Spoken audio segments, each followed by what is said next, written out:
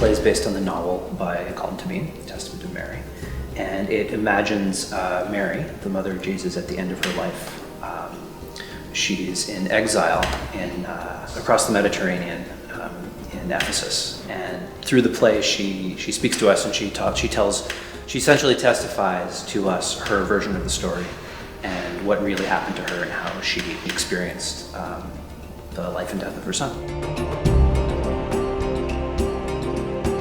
It's a story that we know and we've heard so many times, and yet you're seeing it from a different perspective. You're seeing it from someone who has been a minor player in the Bible, suddenly is the star of her own story.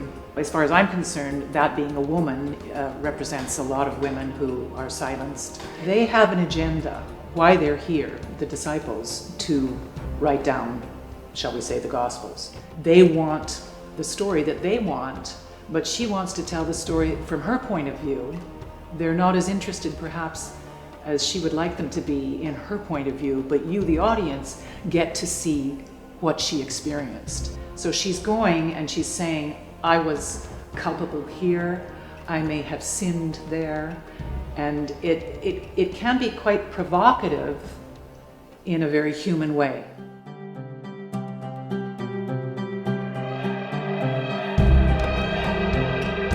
I love this idea of being in a state of amazement and wonder at what she's experiencing. And of course fire comes from that, but it's neat to be able to play someone not of a modern age, you know, with cynicism and attitude and sarcasm and irony.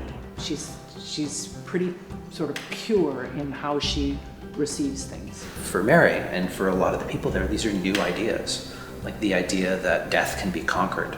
So you were saying in a contemporary setting, we get, you know, ironic and cynical, and, you know, well, yeah, that would never happen. But it's in this world, like, these things are possible. I think everybody needs to be heard. I guess it's that feeling of confession, admitting, and therefore healing. I mean, that's an old story that it needs to be, you know, you need to let it out in order to heal. So this is an opportunity in a very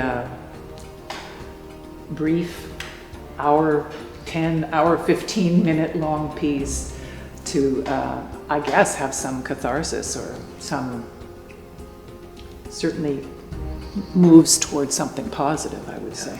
It's a thing that happens when, I think, you know, in good theater, where we see our lives reflected back to us. Like, that's why religions exist. That's why these stories exist, because we see ourselves in them. I feel us in her when I listen to it. I hope that anybody who sees the show sees themselves in her struggles and her doubts as well.